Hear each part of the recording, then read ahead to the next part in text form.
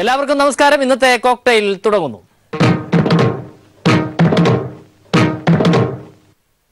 ഇടതുമുന്നണി ഒട്ടുമിക്ക സ്ഥാനാർത്ഥികളെയും തീരുമാനിച്ചു കഴിഞ്ഞു. കോൺഗ്രസിനും BJPക്കും കസേരകളി തീരാത്തതുകൊണ്ട് ഇതുവരെയും സ്ഥാനാർത്ഥികളെ പ്രഖ്യാപിക്കാൻ കഴിഞ്ഞിട്ടില്ല. ഒരു കസേരയ്ക്ക് ചുറ്റും കുറേ പേർ വട്ടം കറങ്ങും. ഏതെങ്കിലും ഭാഗ്യവാൻ അവസാനം അത് സ്വന്തമാക്കും. ആ കസേരകളിയാണ് ഇപ്പോൾ നടന്നുകൊണ്ടിരിക്കുന്നത്. കോൺഗ്രസിൻ്റെ പ്രശ്നം ആ മാണി ഗ്രൂപ്പുകാരാണ്. മാണി സാറിന് 2 സീറ്റ് ജീവനുണ്ടെങ്കിൽ കൊടുക്കില്ല എന്നും പറഞ്ഞ് കട്ടായത്തിൽ നിൽക്കുകയാണ് കോൺഗ്രസ്. അപ്പോൾ പിന്നെ ആ ഒരു സീറ്റിൻ്റെ കാര്യത്തിൽ മാണി സാറും ജോസഫ് സാറും തമ്മിൽ ഒരു രമ്യതയിലെത്തണം. അതിനിത്തിരി പുളിക്കും. ജോസഫിനെ മത്സരിപ്പിച്ചില്ലെങ്കിൽ ജോസഫ് സ്വന്തമായിട്ട് അങ്ങ് മത്സരിക്കും. അങ്ങനെ ഇനിയും ജോസഫിനെ വലിപ്പിക്കാൻ നോക്കണ്ട എന്ന് സാരം. സീറ്റ് ചർച്ചയൊക്കെ തോന്നുന്നു. നമ്മൾ പാർട്ടി കൂടി സ്ഥാനാർത്ഥി തീരുമാനിക്കും. താല്പര്യമുണ്ട്. ആകെയുള്ളത് ഒരു ലോക്സഭാ സീറ്റ്. രാജ്യസഭാ സീറ്റ് നേരത്തെ തന്നെ മാണി സാറ് മകൻ ഒപ്പിച്ചു കൊടുത്തു.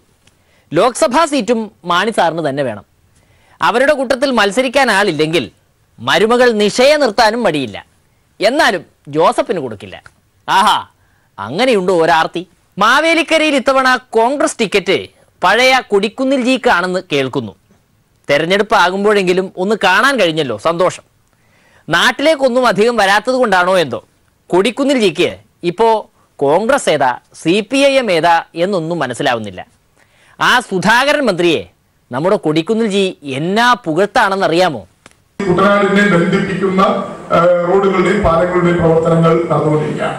നമുക്ക് ഇതിനെല്ലാം സഹായകരമായത് പൊതുമരാമത്ത് വകുപ്പ് കഴിഞ്ഞ കാലങ്ങളിൽ എല്ലാം മറ്റ് ജില്ലകളിലുള്ളവരാണ് കൈകാര്യം ചെയ്തത്. ആദ്യമായിട്ടാണ് ഈ PWD വകുപ്പ് ആലപ്പുഴ ജില്ലയിലുള്ള ഒരു മന്ത്രി ഏറ്റെടുക്കുന്നത്. അത്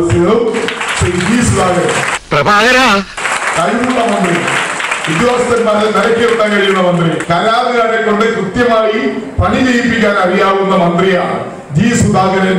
കൊടിക്കുന്നിൽ ജി പറഞ്ഞു വരുന്നത് ഇത്രയേ ഉള്ളൂ. ഇടതുമന്ത്രിയായ ജി സുധാകരൻ നല്ല ഒന്നാന്തരമായിട്ട് കാര്യങ്ങൾ ചെയ്യുന്നുണ്ട്. പിന്നെന്തിനാണ് ഒരു കുന്തവും ചെയ്യാത്ത ഞങ്ങൾ കോൺഗ്രസ്സുകാരെ തെരഞ്ഞെടുപ്പിൽ ജയിപ്പിക്കുന്നത് എന്ന്. അദ്ദേഹം വന്നതോടുകൂടി കുട്ടനാട് രക്ഷപ്പെട്ടിരിക്കുന്നു എന്ന് പറയുവാൻ ഞാൻ വെള്ളപ്പൊക്കത്തിൽ പൂർണ്ണമായും നഷ്ടപ്പെട്ടു പോയ AC റോഡ് എത്ര മാസങ്ങൾ വേണ്ടി വന്നില്ല, ദിവസങ്ങൾ കൊണ്ടാണ് AC റോഡ് ഗതാഗത യോഗ്യമാക്കിയത്. അങ്ങനെ ഒരു തീരുമാനമെടുത്താൽ നടപ്പാക്കാൻ ഇച്ഛാശക്തിയുള്ള മന്ത്രിയാണ് ജി സുധാകരൻ.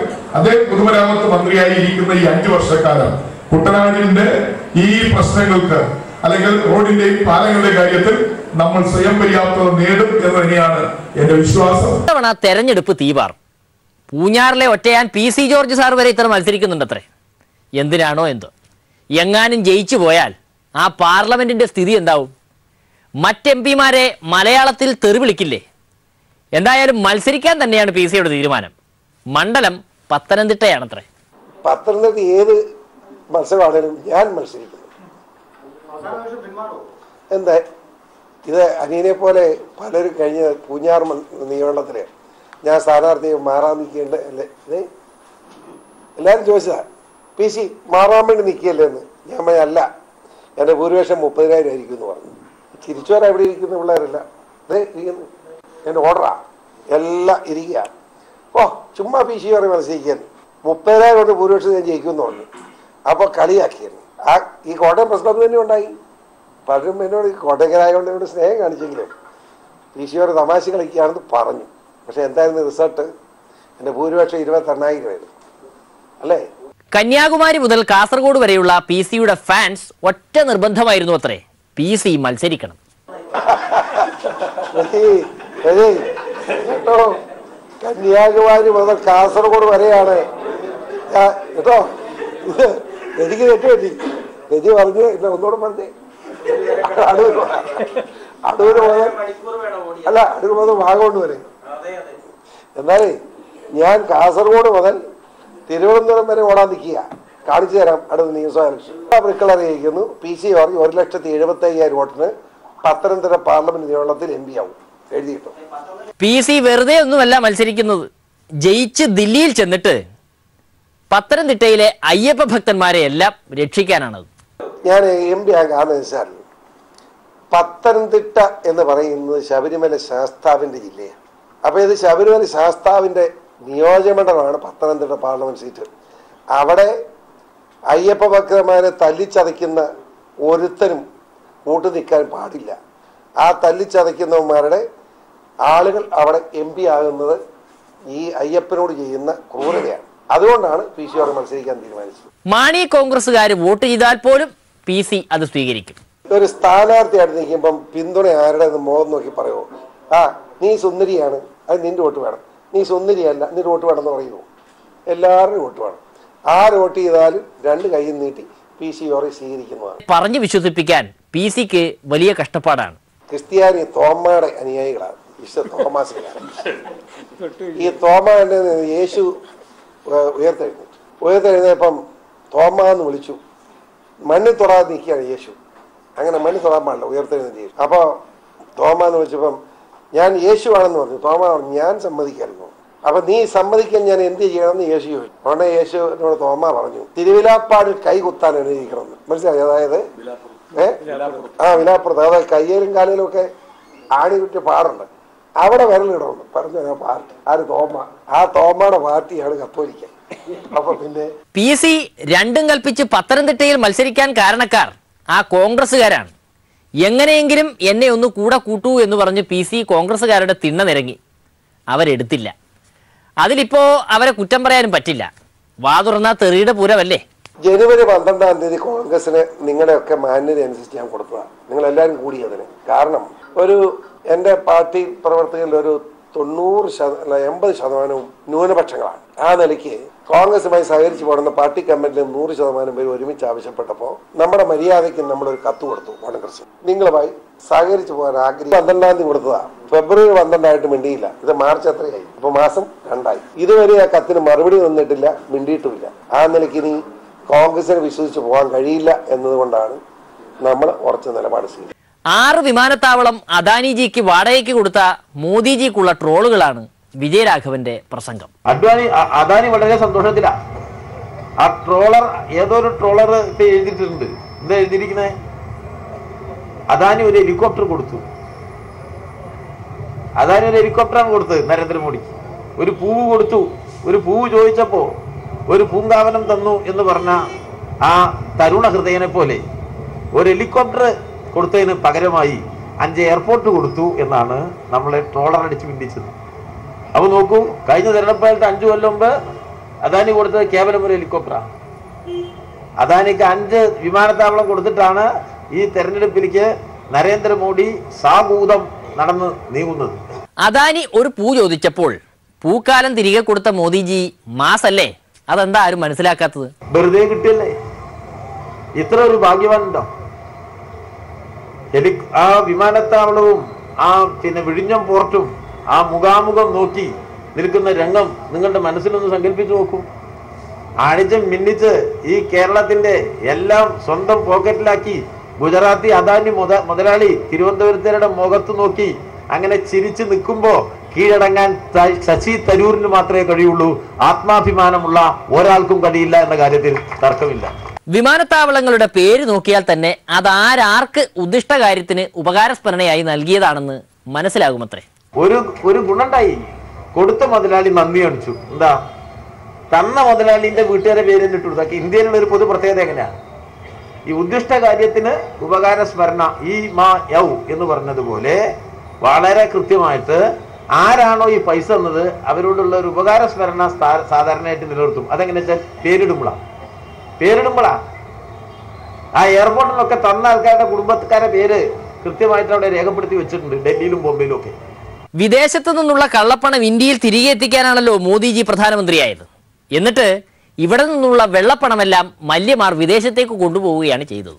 ജനങ്ങളെ പണം 10,000-കണക്കിന് കോടി റുപ്യ ഇപ്പൊ സ്റ്റേറ്റ് ബാങ്ക് ഓഫ് ഇന്ത്യ അടിച്ചു മാറ്റിയിട്ടല്ലേ ജെറ്റ് എയർലൈൻസ് എല്ലാം പോകുന്നത്. അതിന്റെ തൊട്ടു മുമ്പല്ലേ വിജയ് മല്യ പോയത്. വിജയ് മല്യ പോണതിന്റെ മുമ്പ് ഇന്ത്യൻ എയർലൈൻസ് ഇൻഡസ്ട്രിയിൽ എന്താ ചെയ്തേ?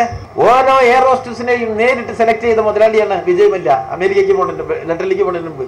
അല്ലാതെ അതിന്റെ ഏജൻസിനൊന്നും അദ്ദേഹം വെച്ചില്ല. ഒറ്റയ്ക്ക് ഇങ്ങനെ നിന്നിട്ട് ആ പെൺകുട്ടികളെ മുഴുവൻ റിക്രൂട്ട് ചെയ്ത പ്രമാണിയായിരുന്നു. തൊപ്പിയൊക്കെ ഇട്ടിട്ട് ഈ കാതിലൊരു കടുക്കൻ ഇട്ടിട്ട് നമ്മളെ വിജയ് മല്യ. മനസ്സിലായെങ്കിൽ ഇവർക്കൊക്കെ പെൺകുട്ടികളെ പിന്നെ ഇന്റർവ്യൂ ചെയ്യാനും നോക്കിക്കാണാനും കാതിൽ കമ്മലിടാനും ഇഷ്ടം പോലെ വെള്ളടിക്കാനും ഒക്കെയുള്ള പൈസ ഈ പാവപ്പെട്ടവൻ ബാങ്കിൽ കൊണ്ടുപോയിട്ട് ഞൊരണ്ടി പിടിച്ച് കൊണ്ടുപോയിട്ട പണം കൊള്ളയടിച്ചു കൊണ്ടുപോകാൻ കൂട്ടുനിൽക്കുകയാണ് ഈ നരേന്ദ്രമോദിയും മൻമോഹൻ സിംഗും കോൺഗ്രസും ഈ ശശി തരൂരും ചെയ്തിരിക്കുന്ന ഒരു രാജ്യത്തെ കൊള്ളയടിക്കാൻ. ഒന്നും കാണാതെ അദാനിജി വെള്ളത്തിൽ ചാടുമോ?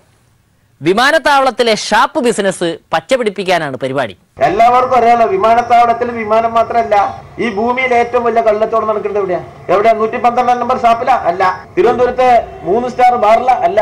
ഏറ്റവും വലിയ കള്ളത്തോടെ നടക്കുന്നത് എയർപോർട്ടിലാ. പോണവരൊക്കെ ഉണ്ടാവും, ഒരു പൊതി ഇടത്തെ കയ്യിലൊരു പൊതി, വലത്തെ കയ്യിലൊരു പൊതി. ചില ആൾക്കാർ പാന്റിന്റെ 2 പോക്കറ്റിലും ഓരോരോ കുപ്പി കൂടി കയറ്റിയിട്ടാണ് മറ്റേ പല പല പേരുള്ള ഈ സാധനമായിട്ട് ഓടിപ്പോണത്. ഏറ്റവും കൂടുതൽ കള്ളത്തോടെ നടക്കുന്ന സ്ഥലം ഈ വിമാനത്താവളമാണെന്നാണ് കള്ളുടിയന്മാർ പറയുന്നത്. എനിക്ക് നേരിട്ടുള്ള അനുഭവമുള്ള കേട്ട അനുഭവമാണ്. വിമാനത്താവളങ്ങളിലെ കട്ടൻ ചായക്ക് പോലും മുതലാളിത്തത്തെ കുറിച്ച് പറയാനുണ്ട്. ഒരു ഗ്ലാസ് ചൂടുവെള്ളത്തിൽ ഒരു മറ്റേ ഡിപ്പ്, ചായപ്പൊടിന്റെ ഡിപ്പ് ഉണ്ടല്ലോ, അത് ഇട്ട് കഴിഞ്ഞാൽ അതിന്റെ വില 150 റുപ്യ. ആ ചായപ്പൊടിക്ക് എന്താ വില? 5 റുപ്യ. വെള്ളത്തിന് പിന്നെ വില ചെല്ലോ. അപ്പൊ 5 റുപ്യന്റെ ചായപ്പൊടി ഒരു ഗ്ലാസ് വെള്ളത്തിലിട്ടാൽ 150 റുപ്യ കൊള്ളടിക്കാൻ പറ്റുന്ന ഒരേ ഒരു സ്ഥലം ഈ ലോകത്തുള്ളൂ. അതിന്റെ പേരാണ് എയർപോർട്ട്. തിരുവനന്തപുരത്ത് ഉപയോഗിക്കുന്നത്. കട്ടൻ ചായക്ക് 150. മധുരിടാത്തവനും അത് കുറവാ, പഞ്ചാരി ഇടണ്ട. അപ്പൊ കട്ടൻ ചായക്ക് 150 വിൽക്കാൻ പറ്റിയ സ്ഥലം തിരുവനന്തപുരത്ത് ഒറ്റ സ്ഥലമേ ഉള്ളൂ, അത് എയർപോർട്ടാ. അത് അദാനിക്കാ. മനസ്സിലായത്? യുവരക്തത്തിന്റെ നേതാവാണല്ലോ നമ്മുടെ VT ബലരാമൻ സാർ. ശരിക്കും ചൂടുള്ള രക്തമാണ്. ബലരാമൻ സാറിനെ ആര് വിമർശിച്ചാലും അപ്പോ ഈ ഉള്ളിലുള്ള യുവരക്തം തിളയ്ക്കും. പിന്നെ പൂരത്തെറിയാണ്. അത് ഫേസ്ബുക്കിലാണോ നേരിട്ടാണോ എങ്ങനെയാണോ സൗകര്യം അങ്ങനെ. അതിപ്പോൾ സ്വന്തം പാർട്ടിയുടെ പ്രസിഡന്റ് വിമർശിച്ചാലും കിട്ടും നല്ല പുളിച്ചു തെറി. ആ മുല്ലപ്പള്ളി ജിക്ക് ഈ ബലരാമൻ സാറിന് ഉപദേശിക്കാൻ പോകേണ്ട വല്ല കാര്യവും ഉണ്ടായിരുന്നോ? വയറ് നിറച്ച് കിട്ടിയപ്പോൾ മുല്ലപ്പള്ളിക്ക് സമാധാനമായി കാണും. നമ്മുടെ സഭ്യേതരമായ പദപ്രയോഗം ആർക്കെതിരായിട്ട് ഉപയോഗിച്ചാൽ അത് അംഗീകരിക്കാൻ സാധിക്കില്ല. അത് പ്രത്യേകിച്ച് ഒരു സ്ത്രീക്കാകുമ്പോൾ അത് സ്ത്രീത്വത്തിനായിട്ടുള്ള അവമാനമായിട്ടേ ഞാൻ കാണുന്നുള്ളൂ. അത് എത്ര വലിയവർ നടത്തിയാലും ഞാൻ അതേ പറയുള്ളൂ. അതേത് വിഭാഗത്തിൽപ്പെട്ട സ്ത്രീയാലും ഞാൻ അതേ പറയുള്ളൂ. അത് രാഷ്ട്രീയ പരിഗണനയോ അല്ലെങ്കിൽ അവരെടുക്കുന്ന നിലപാടുകൾ അതൊന്നും എനിക്കൊരു പ്രശ്നമല്ല. അവമാനമായിട്ട് ഞാൻ അതിനെ കാണുള്ളൂ. ആ രൂപത്തിൽ കണ്ടാൽ മാത്രം മതി. അത് പിന്നെ അച്ചടക്കം ഈ പാർട്ടിയെ സംബന്ധിച്ചിടത്തോളം പരമപ്രധാനമാണ്. ഞങ്ങൾക്കൊരു ലൂസ് ഓർഗനൈസേഷനായിട്ട് ഇനി പോകാൻ സാധ്യമല്ല. കാരണം ഞങ്ങളെ കളിച്ചതിന് ഞങ്ങൾ ഒരുപാട് വില കൊടുക്കേണ്ടി വന്നിട്ടുണ്ട്. ഇനി അത് പറ്റില്ല എന്ന് മാത്രമേ ഞാൻ പറഞ്ഞിട്ടുള്ളൂ. അനുസരണ വളരെ ഉള്ള കൂട്ടങ്ങളാ. ഇങ്ങോട്ട് വാന്ന് പറഞ്ഞ് വിളിച്ചാൽ അപ്പ അങ്ങോട്ട് പോകും. Don't worry. പഠിക്കാൻ ബഹുമിടുക്കന്മാരാ. കുരുത്തക്കേട് പഠിക്കാം. Don't worry. ഇതുവരെ നിങ്ങളെ പോലുള്ള 6 വാദ്യമാരും മനം മടുത്ത് രാഖിരാമാനെ ഇവിടുന്ന് ഒളിച്ചോടി പോയിട്ടുണ്ട്. Don't worry. ഒന്നേ ഉള്ളുവെങ്കിലും ഒലക്കിട്ടിടിച്ചു വളർത്തണം എന്നാണല്ലോ ചൊല്ല്. അത് സമയത്ത് ചെയ്യാത്തതുകൊണ്ടാണ് മുല്ലപ്പള്ളി ജിക്ക് ഇപ്പോ ഇത്തരം ബലരാമന്മാരെ ഉപദേശിക്കേണ്ടി വന്നത്.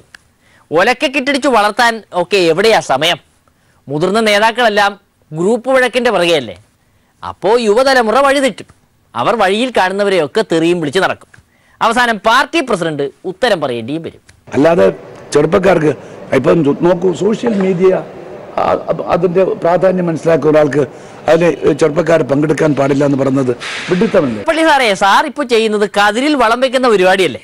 ബലരാമൻ സാറ് ഇത് ഇന്നും ഇന്നലെയും തുടങ്ങിയ പരിപാടിയല്ലല്ലോ. അന്നേ തല്ലി വളർത്തിയിരുന്നെങ്കിൽ ഇന്ന് ഈ നാണക്കേട് ഉണ്ടാകുമായിരുന്നോ? അപ്പം അതൊക്കെ തന്നെ ഉപയോഗിക്കണം. ഉപയോഗിക്കുമ്പോൾ ജാഗ്രത വേണം. ജാഗ്രത ഇല്ലാതെ ഉപയോഗിക്കാൻ പാടില്ല എന്ന് മാത്രമേ ഞാൻ പറഞ്ഞിട്ടുള്ളൂ.